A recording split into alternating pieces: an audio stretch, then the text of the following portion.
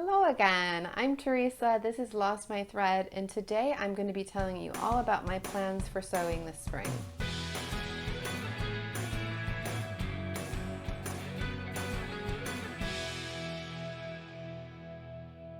Now before I get into this video, I wanted to say a huge thank you to all my new subscribers. I have definitely seen a big bump in my subscriber number, and I feel like I'm kind of blossoming from a little teeny tiny YouTube channel to like a small YouTube channel, which is really fun. It's really cool to watch the progression there. And also a big thank you to those of you who have been with me from very early on. Love you guys, really appreciate your support. And now I'm going to get right on with the sewing plans. The first one that I'm going to talk about, some of you might be familiar with if you watched the video of everything that I got for Christmas that was sewing related, but I didn't get into this in too much detail, so I'm going to tell you a little bit more about it now. This is going to be a blouse that I'm making from the Breaking the Pattern by Named Clothing book. So Named Clothing have this book, it's got a ton of great patterns in it, but one of them in particular is called the Sade blouse. I'm sure I'm saying it wrong. I know how it's spelled. I will put it up on the screen so you can see what I'm talking about. What I really like about this blouse, it's a really simple shape, as you can see. There's not a whole lot to it, but it has these really cool details where there are these side vents both in the sleeve, so like a sleeve vent, but also in the back as well. So there's a little vent in the back there. And I feel like that just notches this up another level to something that's really interesting, unique, unusual, and I feel like it's just such a cool style. The ones that they're showing you in the book that I'm showing you now, they ask you to make like a little ribbon tie to go around the sleeve and to go around the bottom as well. I think I'm gonna actually change that so the wrist will be an elastic channel, because I've definitely seen people do that on the hashtag. If you look up the hashtag, I see a lot of different versions, people making quite a lot of changes to it, which is really what this book is all about. They're very much encouraging you to change stuff up, make hacks, mash stuff together to make it your own. And then as far as the bottom, I haven't quite decided yet whether I'm going to have some type of closure at the bottom or I might just leave it open. I can't decide if it's just going to be a little bit too gapey at the back when I try and lean over. I don't want to necessarily show everyone my whole back when I'm bending down. So I'm not quite sure what I'm going to do with the back of it there, but I feel like on the whole, it just has a really beautiful elevated look to it, this blouse, and I think it would be really cool for the fabric that I've got. So the fabric, I will say, I considered before I decided what pattern I was going to make, because it's really such gorgeous fabric. I wanted to make the most of it and have a garment that would really help it to really sing, draw attention to the fabric rather than anything else. And I know this is not going to come across very well in video. I'll probably put up some pictures if I don't feel like I can really show you what this is like. But this is a Nani fabric. I'm going to turn this around to show you all the various bits of it. As you can see, it is not a like obvious repeating pattern. Every element of it is really like a unique print, a unique design. This is fabric that's designed by an artist named Naomi Ito, a Japanese artist who I think worked in watercolor previously. And she's designed a whole ton of fabrics, all of them that just are jaw-droppingly beautiful works of art. They are so incredible. This fabric is a cotton sateen that I got from the Draper's daughter. And I feel like the weight of it, the sort of shimmer of it, I don't know if I could particularly get it to come across, but it is really nice, lightweight. I would say kind of like a cotton lawn kind of weight to it, but it has a slight sort of, because of the sateen element, it reflects the light a little bit, so it's slightly shimmery. So I feel like it will be so cool in this fabric, and because it is cotton fabric, it'll be really breathable, and I feel like it's going to be such a great one whenever the hot weather strikes to just throw on and feel super comfortable, super elegant, and I'm just looking forward to having that one. The next one I'm going to tell you about is plans I've got for a toaster sweater, so Toaster Sweater 2 by Sew House 7. This is a sweatshirt that I made in the early parts of this year. I made a really nice fleece back jersey version, which is so cozy, definitely toasty. So the name is definitely an accurate description, I would say, of what this sweatshirt is like. But that was a more heavyweight, really, when it was cold. I loved throwing it on and I wore it a ton. As soon as I made that sweatshirt, I knew that I wanted to make more, but I didn't necessarily want to make exactly the same. I wanted to give myself a little bit of variety with what I'm making. And so I decided to go ahead and get this fabric here, which is a really gorgeous cotton interlock fabric. This came from Guthrie and Ghani. It's called Apricot, the color, but it's like marled apricot. There's definitely some pink and definitely some orange in there as well. This is a pretty lightweight, I will say, fabric. So I'm going to see if I can open it out a little bit just to show you. Got lots of stretch, I have to say, really nice and stretchy, but it is definitely a lighter weight than what I made before, and it has a decent amount of drape as well, so I think it will work really well for the cowl. And what I'm hoping with this one, what I like the idea of this one, is that it will be more of a spring summery layering piece. And the color, I feel like it's such a fun, bright color. To me, it's like soury, sugary, fizzy kind of color, and I don't know if that's just me. It probably is just me, but those are the vibes that I'm picking up from it. But it's just such a fun, vibrant color, and I think it will be a really great layering piece I can just throw on like a summer evening when it's a little bit chilly, and I'm really looking forward to just having this one made up. The next one I'll tell you about is the Byrdie Button Up Dress. Now, if you are following me for a little while, you'll probably will have seen in my previous videos, I made the Byrdie Button Up blouse as part of my Clash of the Patterns Battle of the Busty Button Ups challenge, and I did really like so much about this shirt. And the cool thing about it, or one of the cool things about it, is that there are a ton of variations when you buy this pattern. So the normal shirt can be lengthened into a dress, but there's also a version with pin tucks. And that was actually the reason I bought this dress, is I wanted to make the pin tuck version. It reminded me a little bit of a dress that I used to have years ago, a ready-to-wear dress. I'll see if I can find any pictures of that dress, and if I can, I'll put it up and you'll see why I'm thinking there's a similar kind of a vibe, but it's not exactly the same. But I just really like that look. The pin tucks are definitely something that's a bit different, a bit unique. Certainly something that would be more of a challenge for my sewing, which isn't necessarily a bad thing. You know, I've made a lot of basics, and it's nice to sometimes push yourself to make something a little bit more involved. The pin tuck version also includes a bishop sleeve, which I think is a really beautiful detail. Having said that though, I feel like I might be wanting more of a summery dress, so I might go more short sleeve. I might shorten the sleeves. I'm not 100% sure. If I did, I would add a sleeve band.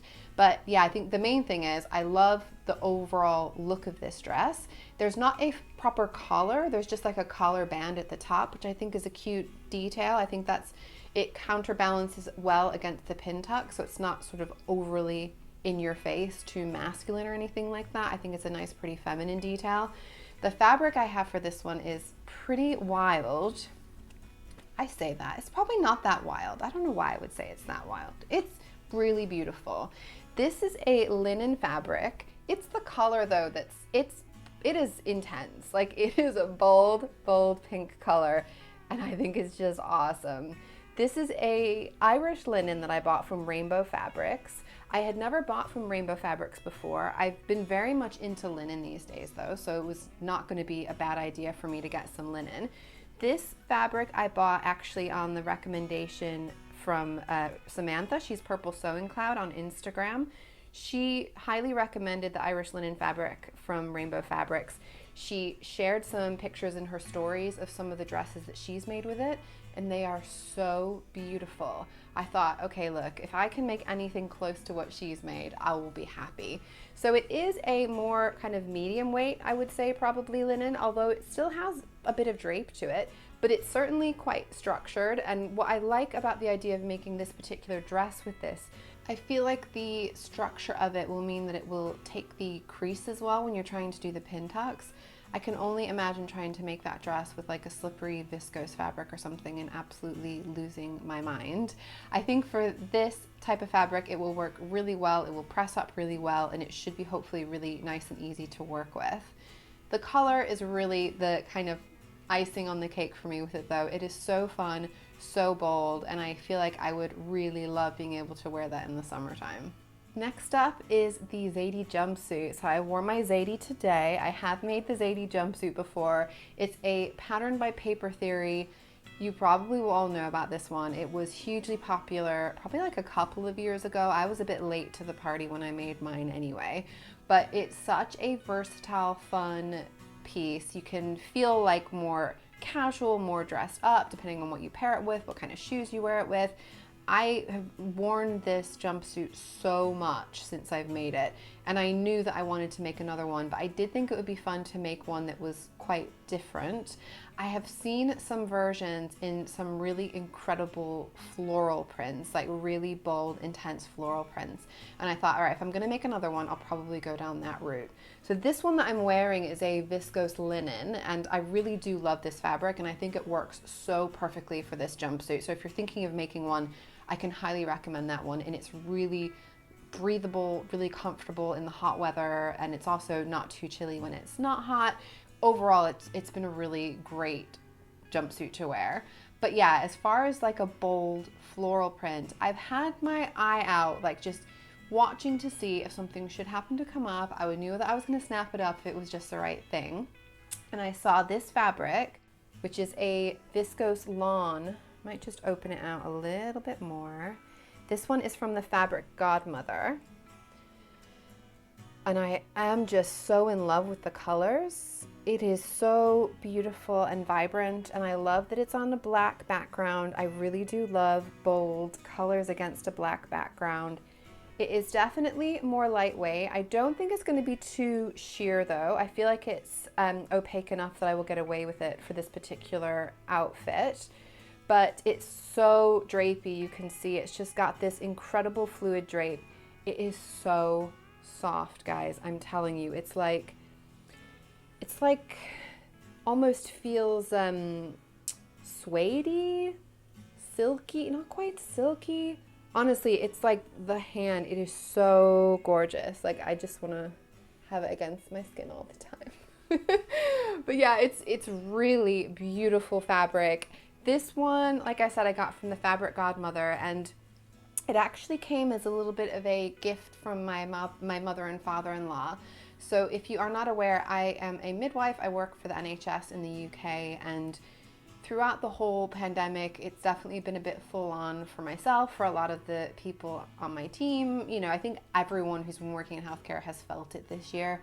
I've had a lot of days where I've worked excessive hours, weeks where I've worked excessive hours, under a lot of additional pressures from either staffing being poor or people, you know, feeling anxious about looking after sick patients. I mean, it's been a difficult year in many ways, and I haven't even been like right in the heart of working in ITU or anything like that. So I can only imagine those people, you know, the anaesthetists, ITU workers, A&E workers, paramedics. I mean, hats off to you guys. It has been a year. But yeah, I mean, I think everyone has felt the impact. You know, the patient stress levels are through the roof. So it's been a challenging time, and my mother and father-in-law really kindly wanted to give me a little thank you gift and buy me some fabric as a thank you for all of the hard work that I've been doing for everybody throughout the pandemic, which was so lovely and so touching. And thank you so much, you guys, if you are watching. It really means a lot to me. One of the things that they wanted to do was to give me a little bit of money just in the bank sitting there. So if some kind of fabric appeared that I really wanted, I could go for that rather than getting like a specific gift voucher and then having to buy something from a specific shop or at a specific time. I could just have like a little pot of money so that way when something came up, I could just nab it before it disappeared. So when I had that, it was just such a fun, nice idea to know that I could do a little bit of internet browsing and know that if something really struck me that I could get it. And this fabric was definitely one of those. It was one that I saw that as soon as I saw it, I thought, oh, I want that fabric. I feel like the fabric Godmother is a little bit dangerous because that is the one website where I feel like, or the one company where I feel like they put some fabrics up on Instagram and they just grabbed me. But yeah, this fabric I think will be so great for a really bold, vibrant, summery Zadie jumpsuit.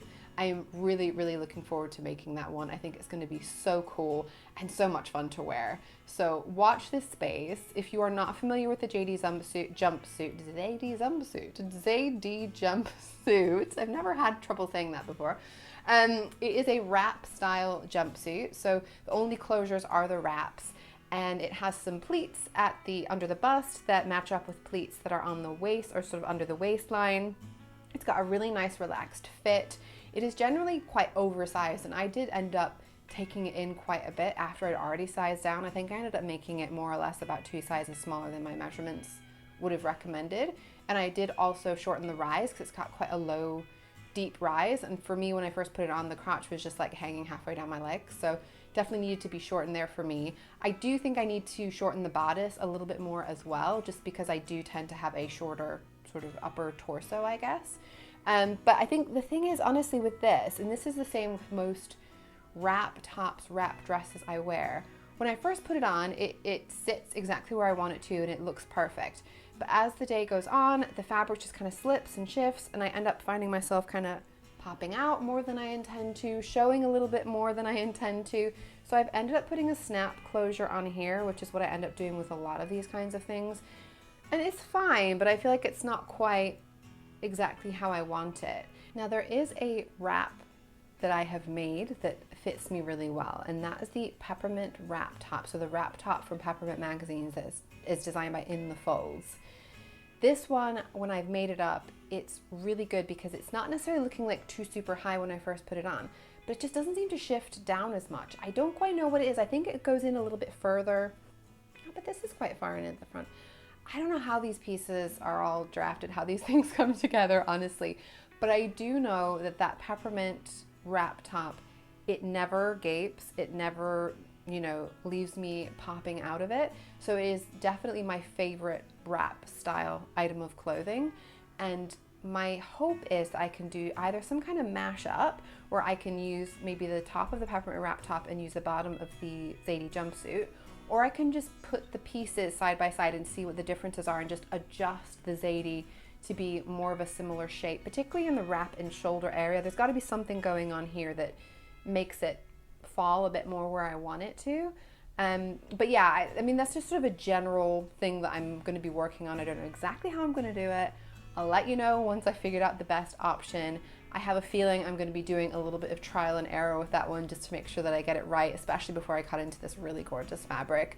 But I think it's just going to be such a fun jumpsuit, and I really am excited to see it come together. Now the next one I'm going to tell you about is a little bit more than just a single idea. I'm going to be telling you about my next Clash of the Patterns idea. If you watch the Battle of the Busty Button-Ups, you will know that I was comparing 3 different button-up shirts, all made for different bust cup sizes, but they were different pattern designers, they had different design elements, and I was comparing them just to see which one I thought was the best one. I am planning to do that again, but this time around I've decided that I'm going to be doing it with overalls or dungarees, depending where you're from. So I'm American, I call them overalls, but I live in the UK where they're called dungarees, so I can, you know, I can go for either. I have picked 2 patterns for this one because I didn't necessarily want to have 3 pairs of overalls in my life. I wasn't sure that I was ready to commit to that level of overall wearing. I have not actually worn overalls since I was probably a teenager. I did have a pair when I was a teenager, and I'd like undo one of the straps, and that was pretty cool, or I thought, or whatever, but I've been seeing so many overalls around. They're definitely back, and they've been back for a little while now, and I feel like I'm missing out, and I've seen some really cool versions. I've had a good old browse around to look and see what I liked and didn't like about different ones. I couldn't decide on the style because there's some pretty different options as far as styling. Also, which kind of fabric to use can really make a difference on the kind of dungarees that you get. So in the end, I'm basically making 2 quite different styles. So maybe it will end up feeling slightly like comparing apples and oranges, but I think, to be honest, like one type of fabric suits one style of overalls, the other fabric suits much more the other one. And part of what I'm trying to figure out for me is which style do I prefer. So I'm going to go with it. I'm not going to get into all the details because I am going to make a proper introducing the contestants for the Clash of the Patterns video at some point once I've got a little bit further along the planning process. But the first one that I can tell you about is a Closet Core Patterns. It is called the Ghani Overalls. So this is not a new pattern by any means. This one's been around for ages. And this one also comes as a trouser. You can just do the trouser version or you can make the overalls. That is a big selling point, I will say. You kind of get two patterns for one in that case. And I really love the look, the shape, the fit of these. They're definitely a more fitted version of overalls. They are more kind of structured, I guess. For that one, I've got this really lovely Needlecord. This is a forest green. It was actually called pine green, but pine Needlecord just sounds a bit Christmassy. So I'm going with forest green, which is what I would probably describe this color as anyway. This is a pretty fine needle cord, as you can see. It's a 21 wale needle cord. I got it from Higgs and Higgs. Gosh, I have to remember that now. This one doesn't have any stretch. I'm just trying to remember. Don't think it's got any stretch to it. No. Maybe I'm kidding myself. Maybe it's got a tiny bit of stretch. I think it does have a little give, is probably what I'd say rather than stretch. But I do want to make sure that the fit is really right with this one anyway. But I feel like that'll be really cool. And I think this color will go really well with a lot of the things that I already have. It will be quite different. I don't really wear a lot of green. I like green. It's just one of the colors I don't tend to gravitate toward. But I think this will be a really nice one to wear. And this, I feel like, will stretch me all through. To be honest, I was gonna say like spring, summer, and fall, but you could even wear this in the winter with like a turtleneck, or yeah, like a turtleneck shirt underneath or something. I think this will be a really great one to have in my wardrobe, and I do think I'll have lots of ways that I can wear it. So I think that will be really cool. And then the other one that I'm gonna tell you about is another one called, or it's one called the Heyday Dungarees. This is from a pattern company. They used to be called Made by Jack's Mom, and they have recently sort of relaunched with a new name, which I need to look because I can't remember it. Waves and Wild. Sorry, I'm not so familiar with it because it is a brand new name change for them. So Waves and Wild, the Heyday Dungarees. This is one that I've been seeing a ton of, I feel like, recently on Instagram. It's a much more of a relaxed fit overall pattern. It's not as tight, it's not as sort of fitted really. So I feel like this would be a bit more forgiving as far as picking the size for me and making sure that it fits right. But going with the relaxed vibe, I wanted to go for a more relaxed kind of fabric. So I ended up going for this blush pink. This is a linen fabric that I got from Sew Me Sunshine. It's got a nice slubby texture to it. I really am such a fan of this color. I really do love it. Now, some of you might recognize this fabric. This was a fabric that I was considering doing a dress hack version of the peppermint wrap top for the Frugal Frocks. That's actually what I bought this fabric for, to either do a Zadie dress hack or a peppermint wrap top dress hack, because I felt like that would be so great with this fabric. Now you're probably gonna think I'm completely crazy, but I already have made a blush pink wrap dress. It was the Sew Over Eve dress in a velvet fabric, and it was short sleeve. I was gonna do a long sleeve version of this. It's actually really very different. But seeing that dress in my wardrobe already made up and thinking, am I gonna make another blush pink wrap dress? Maybe that's just a little bit much. I do still wanna make that wrap dress. I don't know if necessarily for the spring.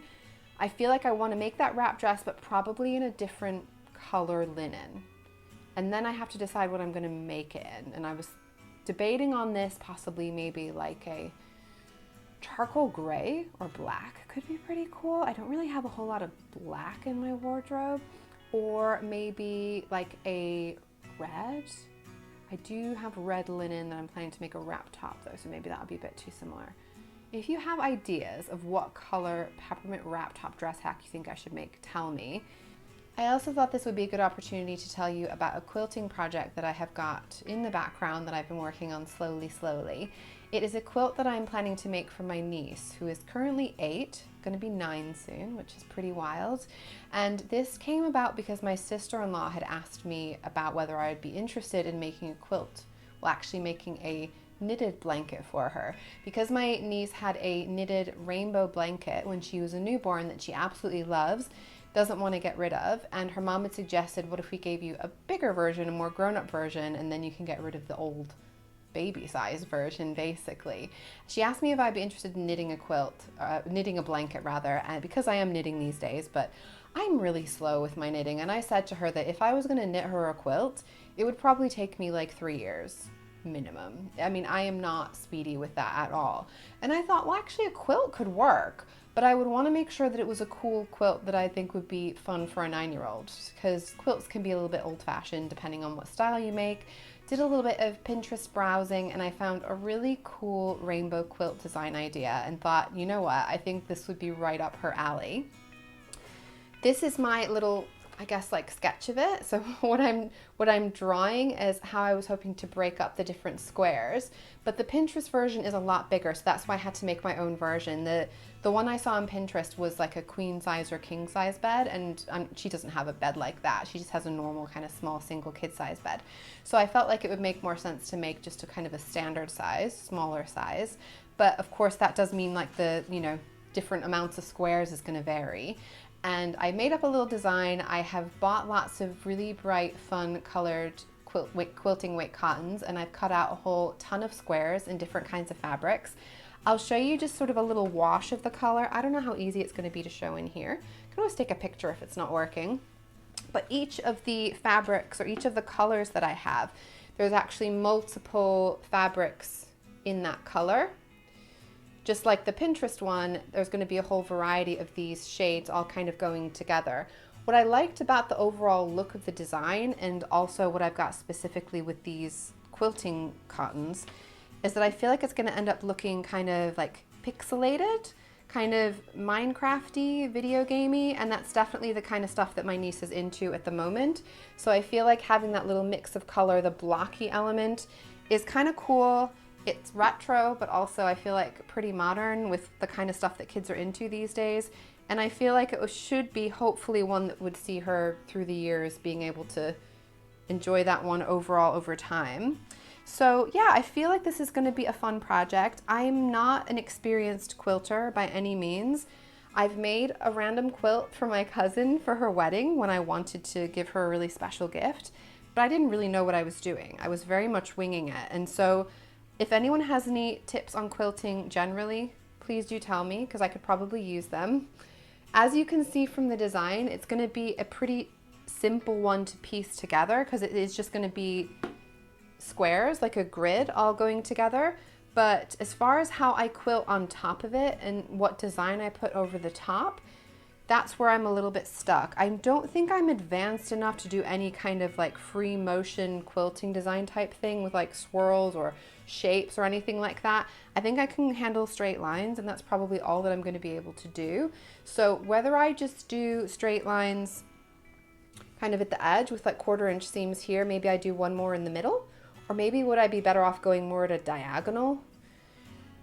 Quilters, tell me what you think. I'm still very much in the planning stages. I've bought the fabric, I've cut out my squares, and that's pretty much as far as I've got. Also, if you would recommend a specific type of quilt batting, very much open to suggestion.